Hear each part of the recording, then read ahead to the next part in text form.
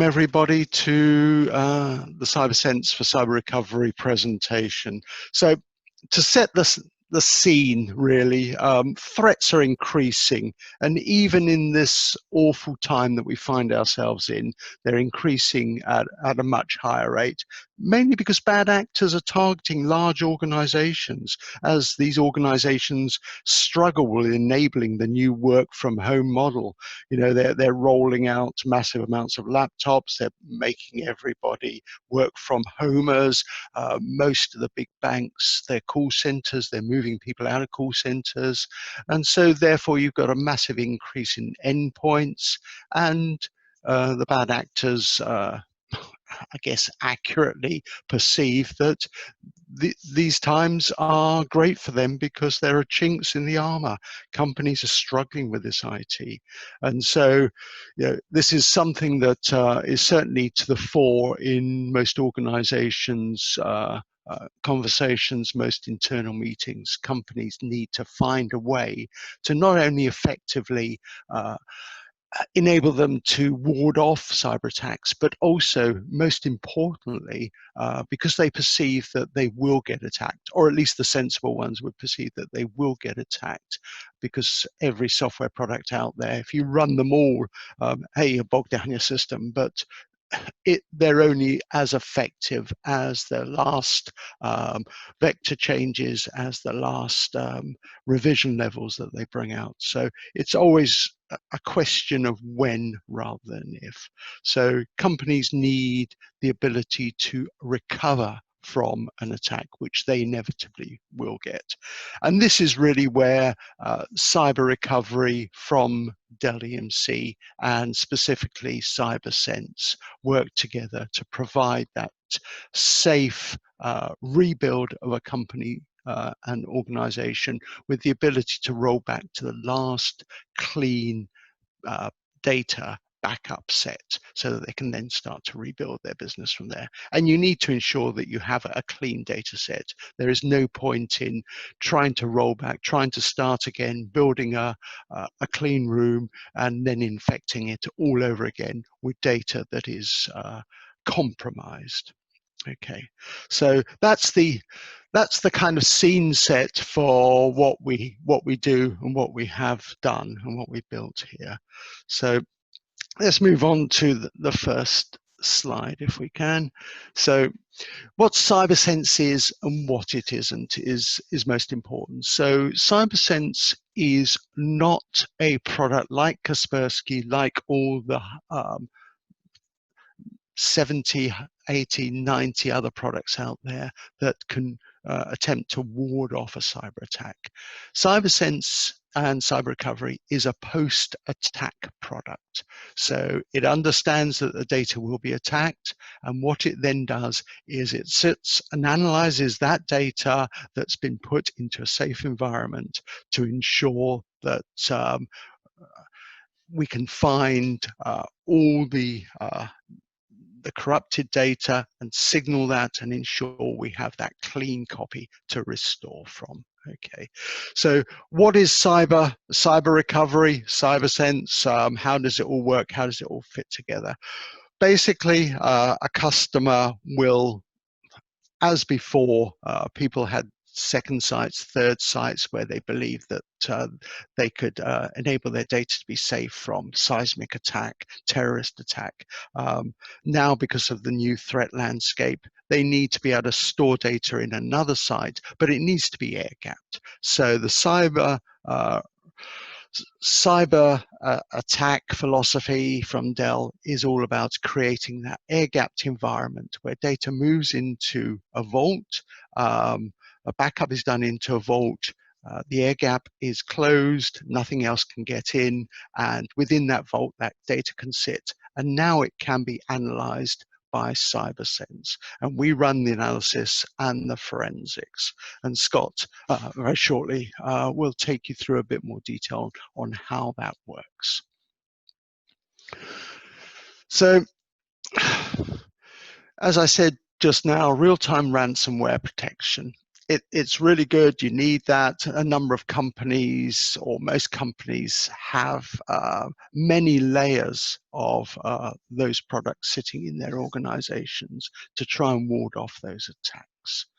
And that's great, but attacks will get through. And attacks are really targeted on a number of different factors. They're looking to encrypt, they're looking to corrupt data, and then they're looking to delete important data, all in all in the case of trying to earn money and earn Bitcoin. And these things have become much more sophisticated. Okay, so they're not just looking to do that, but they're also now looking to, or they're starting to look to threat to, or encompass the threat to publish sensitive customer data into the web.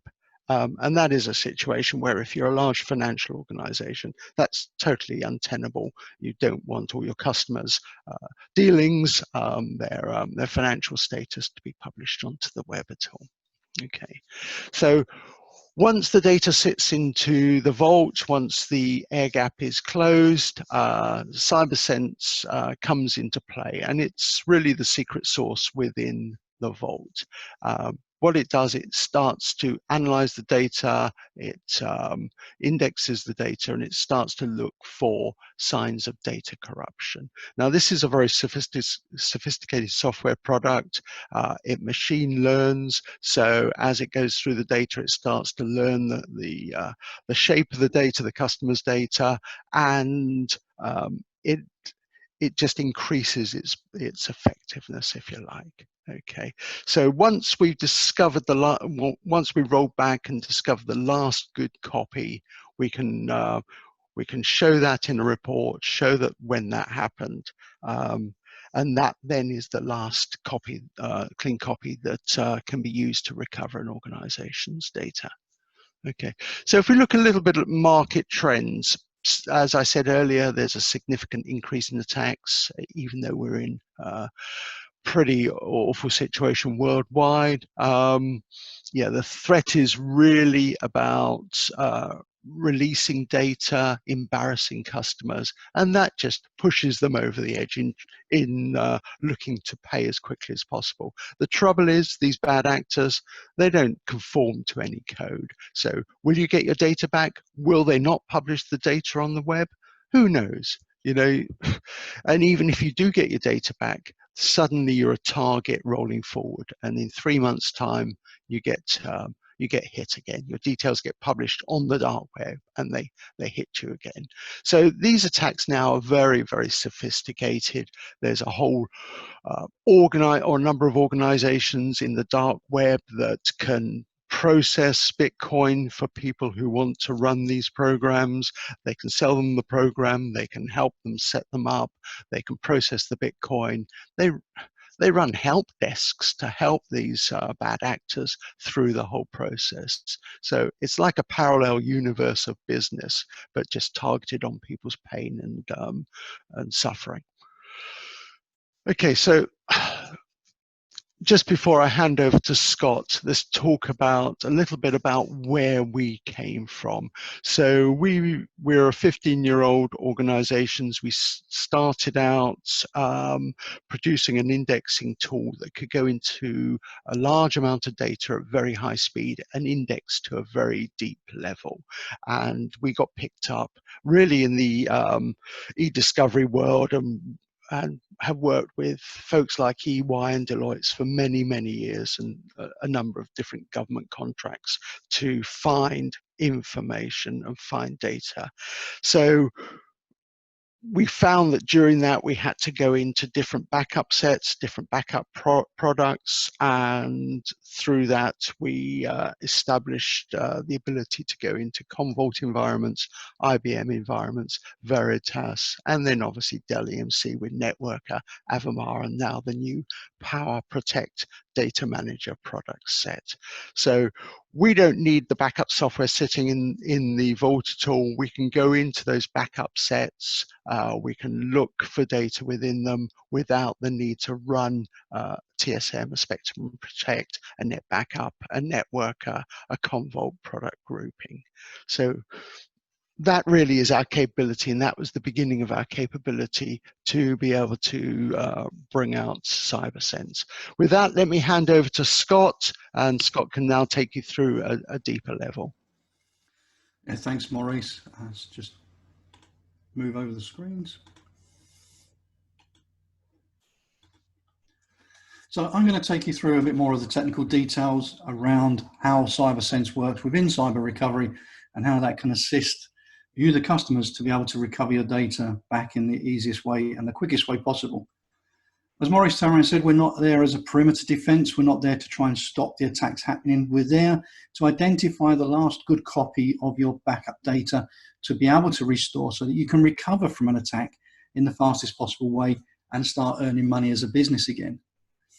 And the way that we can do that is, as Maurice said, we can break into those backup sets that are replicated into the vault and read and index the data within there to see if we can find a pattern that matches what malware and ransomware will do to the end files. And we do that on the backup set as it comes in. And as on the very first backup set that we look at, we can get a success rate of about 95% of identifying the patterns that malware and ransomware leave on the files and databases within those backups. Now, of course, even just doing on that very first scan and that very first backup, you get a 95% success rate, which isn't as phenomenal, but you do get an awful lot of other information that you can see as well, such as what file types exist within those backups that you may not be aware of, the actual users that have put the data there, and the encryption levels of the data that exists so far. And that's just on that very first run that we do.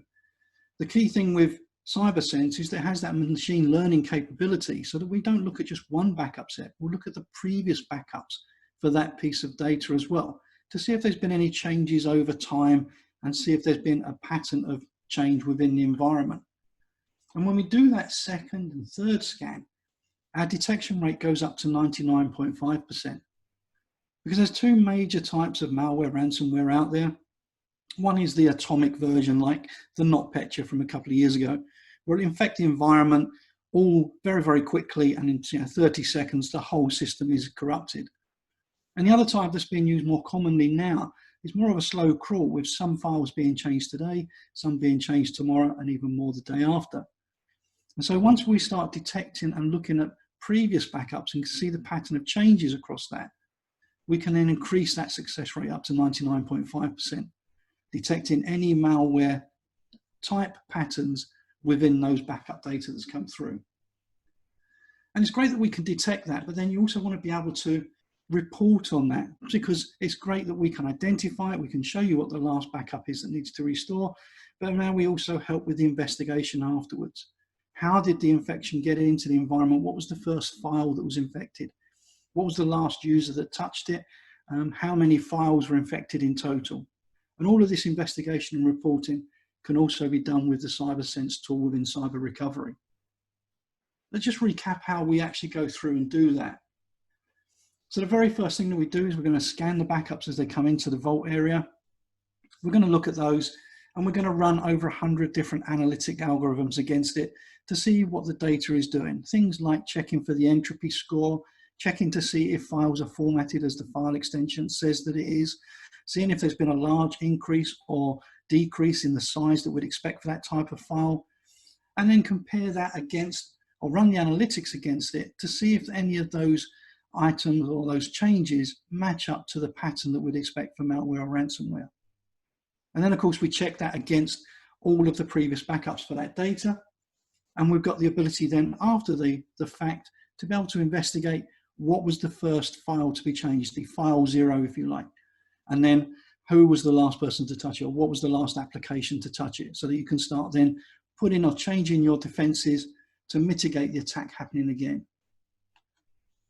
Now, when we go through and we're looking at how we can protect this, the things that you need to remember is, what do we protect? What do we look at? So we'll look at all unstructured data, all your Word documents, the PDF files, the SQL files that exist. We'll look at the databases that are in there. So we're looking at your Oracle databases, the SQL, as I've said, MongoDB, etc. We're looking inside those to see if there's been even tables encrypted within the whole database. So we don't need to make sure that the whole file is contained and secure, we'll break into the file and check to see if individual tables are encrypted, and so we can see that slow spread infection. Of course, we protect the core infrastructure, things like your DNS servers, your LDAP server that's got all the Active Directory information in there, because these are the things that your people are going to want to move into the vault. Because if you do need to recover from a major cyber attack, the first things you need to bring back is your Active Directory before you can bring anything else back. So those things will go in there, and we can scan those files to make sure they haven't been manipulated or changed. Now, the backup software, as Maurice mentioned, we can cover anything that comes in through NetBackup, through Avamar, through Networker, through Commvault, through TSM. So any of those backup products that come through, we can break into those and run the analytics against there without requiring the backup software itself. We have the unique ability to be able to open that up and look inside the actual backup sets without rehydrating, without restoring the data. So there's no chance that a live executable can become a run rampant within the vault area and infect everything. The secure backup set wrapper is always around the data as we're looking at it. And the hardware that we require to use that can be a virtual or physical machine. It runs on one or more machines within there, depending on the size of the backups that you're putting through there. The CyberSense and Cyber Recovery is completely scalable. So it doesn't matter if you've only got 10 terabytes that you want to put in the vault, or if you've got 500 terabytes you want to put into the vault. You can expand as much as you need within multiple servers or a single server and run the analytics on a daily, weekly, or multiple day basis as you desire. Now, if we look at why CyberSense and Cyber Recovery is a little bit different from the other vendors out there, and you will hear other vendors to turn around and say that they can do analytics on the data, people like Cohesity and Rubrics, and they can run those analytics. The difference is that where the files that are attacked can be attacked at either the metadata level, the document header level, or is very common at the document content with the encryption of the file themselves. And unfortunately, those other vendors all look to do just the file metadata itself. So although the ransomware will look at each one of these three options and make changes to those people that are only looking at metadata can only have an 88% success rate of identifying those changed files in the backup sets. Now that's still fairly good, but it does mean that whenever you're looking through, you're in the middle of an attack, your data's all been corrupted, your business is effectively shut down. You're looking to restore what is your last good copy of the data. The backup set says that it's okay, it's 88% okay. You restore the data and you find out all of a sudden that the database is actually corrupted within there. And you now have to go back to zero again and try the next backup. So you've wasted a considerable amount of time in going through this process to find a good copy of the data. With CyberSense and with Cyber Recovery, because we do down to the full content and have that 99.5% success rate of doing it, it means then that you're going to be pretty sure that you've got the ability to restore the data and it will be a good clean copy of the data coming back. And remember the advice from the government cyber security office, the National Cyber Security Center, run out of GCHQ, is that yes, you should take backups and they should be offline backups in case of a malware attack. But when you're restoring, you should make sure that your backup is very clean and have full confidence in that. And that's written in their latest document. So at the moment, CyberSense Cyber Recovery is the only software or solution out there that can actually give you that confidence that your backup data is clean. If we look at some of how the other vendors out there may say that they can go down to the full content level.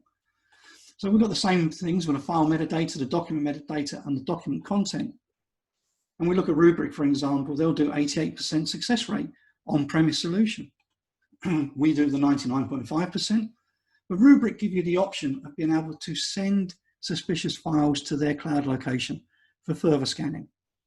Now that's fine, and that does mean that their success rate will go up to about the 99% rate, very similar to the solution that we've got. The issue is that you've got to send the data to their cloud location.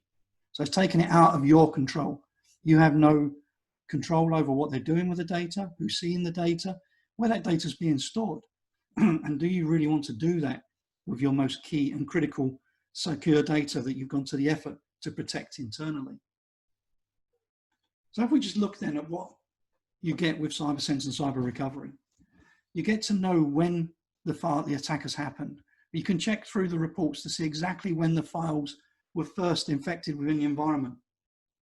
You can see how wide that has spread within the environment. There's no guesswork in what's been infected, what hasn't been infected. From looking at the data, you can see exactly which files have been infected. You can see what damage has been done to the environment, which systems are up and which systems are down. You know exactly where the corruption started from. What was the first file or first database that got infected? And how was it infected? Who was the last person to touch it? And then you will say, as I said, you've got the time of when it happened in the environment, so you know exactly which backups you need to go back and do. And because you've got that ability to see the last clean copy of the data, you immediately know what you need to restore to bring your business back up and running again, which is better than you've got with any of the other solutions. And where in the past, such as with Maersk with the NotPetya, where they didn't know what backups to restore to bring their data back, and it took 6 months of trial and error to get their systems fully up and running. With CyberSense and cyber recovery, you know exactly what data to restore within minutes, and then it's just a time of restore to get the business up and running. So if we look at what the challenges are, what files need to be recovered, what are the backup sets needed, is there ransomware in the backup? All of those can be solved using CyberSense and cyber recovery.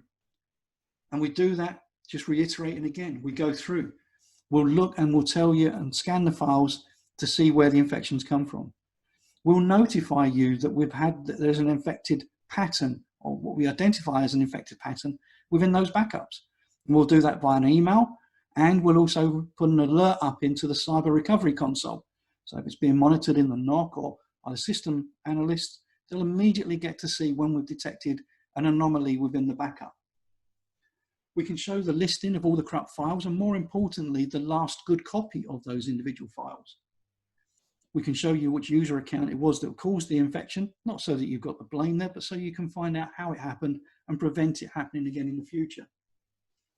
And then we've got the ability to produce the report so you can restore all the files and get the system back up and running again. So for those that aren't familiar, this is the cyber recovery console. This controls all of the replication of the data into the vault, opens and closes the air gap environment so that data transfer can happen, manages the synchronization of the CyberSense analytic runs with the completion of replication runs so there's no overlap there, shows you all of the data from how much data is being moved in on the replication, how much data you've got in the vault, and critically in the top left there shows you the critical alerts if we identify that there is a malware attack or ransomware attack data. We also get to show you in the report that comes out with the email exactly what type of data has been attacked. And as you can see here, we list down an infected as one of the options and give a number next to it. And that number isn't the amount of files that's been infected. That shows the attack vector, the type of pattern that we've detected within the environment. As Maurice alluded to at the very beginning, we're not one of the perimeter defenses like the McAfee's out there that try and stop the different ways of the malware and ransomware gets into the system. We're looking for those patterns of changes to the files. And across all those hundreds of thousands of different pieces of malware out there, there's about 22, 23 different ways in which they change the files. As you can see here, they're all listed, things like strong encryption with a new known file extension, partial encryption, deletion, etc. The top 6 are the ones that we see most often within ransomware attacks over the last few years. And as you can see here from the report that we sent out before, number 6 was the one that we'd found, which was strong encryption with an obfuscated file name. So an additional file name added to the original one that was there. If at any time there is a new pattern that is used by malware, there hasn't been for some time, but if there is, we of course update the software so that it will detect those patterns as well. Now, if we look at what you see after the attack, so you've been alerted that there's been an attack detected in the backup software, you now want to know what files there is to pull back. So immediately you open up the console within the Vault area, you'll have these options of what to be searching on, and they're broken down very simply. The top 3 are the original untouched, uncorrupted files. The bottom 3 are the actual suspect, the corrupted versions of those files. You select which ones you want to see. Generally, you're going to see a good copy and a bad copy of the files. But on the right-hand side, they will be listed, and you'll see they're alternate.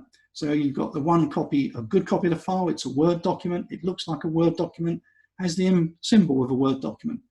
And above that is the infected version of it. We couldn't identify it as a Word document, so we've left the symbol blank. And you can see that it's actually had an additional file extension added onto there, which is what we were expecting to find, in this case, .fu. You can see from here, you've immediately got the ability to identify which are the good copies of those files that have been infected that need to be restored. And you can report on those and produce a listing of it, or you could produce a listing and report on those files that have been infected. So you get both sides of how you want to continue this investigation.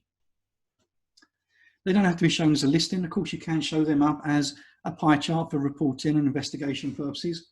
The amount of files that have been infected by individual user, the files that are infected by server, so you can see which servers are infected in the environment, how it's been spread. And when it comes to the end users, there's no worry that CyberSense or Cyber Recovery has access to users' data, although we're looking at the backups and the data's in there.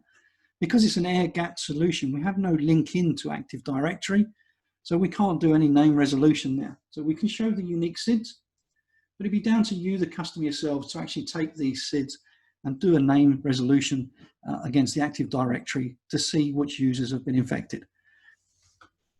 Now, if we look at the listing that you actually get, so you can produce that report as we saw before, report it as a CSV file, showing all of the good copies of the files that you want to restore, what servers or what hosts they've come from, the path of where they need to be restored into, the backup time, and the backup set ID. So you can use whatever the original backup software was to restore all that data back into its original location in your new infrastructure that's being set up, a new clean version of that infrastructure. And that can either be done as a clean room, where you've got the data being restored as files and then copied back over into production or to new servers, or you may have a mirror hardware setup where you're going to actually restore directly into the new hardware location, or any mix of anything in between. The key thing is now, you know immediately within minutes after the attack is identified, what are the good copies of files, where they are, and how to restore them to bring your business back up and running again. All of that's all very good. So we've got those backup sets. We know where the data is going to be coming from for the restore. And we've identified that they have no signs of infected files in there. So there's no sign of the pattern changing so that you're sending back a corrupt database into your production environment. But it's possible that the actual virus itself, the malware or the ransomware, exists within that backup, because we can't detect, as you know, we've said, we don't look for the DAT files, so we can't detect when a file is carrying the virus before it becomes live in the environment. So what you can do is, before you carry out those restores, you can get in contact with, there's a central database of all the MD5 files of all the known malware, specific malware that's out there. By this point, you'll now know from your antivirus software exactly what attack is occurring in your environment. You can upload that particular MD5 file into the CyberSense software, and we will scan the backups before you restore them to make sure that the live data, the unrun executable, doesn't exist within any of the files that you're restoring. So not only now do you know exactly what files and what backups to restore, you know that they haven't been infected, they haven't been changed in any way, so they're in the original way that they should be, but you can now also check them to make sure that they don't have the malware embedded in them, ready to reactivate when you put it back in production, giving you complete confidence that the data you're restoring is clean and bring your environment back up in the quickest possible way. So let's just go through some of those benefits again. So we've got the reporting tools to show when the files have been changed in those backups. We can detect the attacks, including all the major ways that ransomware and malware changes the files in your environment. Because we do the indexing within the backup sets with that protective wrapper around it, but down to the full content level, we give you a better ability of detecting that malware than you'll get anywhere else. We don't need the original backup software to be able to read that data. So as I said, that protective backup wrapper stays there, and you don't need to put another tool into the vault for doing this. We get 95% accuracy on that initial scan of the very first backup set we're looking at. And as you then scan more backups for the same data, we'll be able to increase that up to 99.5%. And we've got the ability then to search the data once the attack has happened, to give you that forensic ability to identify what was the first file infected, how it spread in the environment, and who or what application was the last person or thing to touch that file before it became infected. So helping with the investigation to prevent further attacks in the future. And that's a brief overview of CyberSense, wrapped into cyber recovery as a complete vaulted solution to help you restore in the event of an attack when it does happen. Thanks for your time.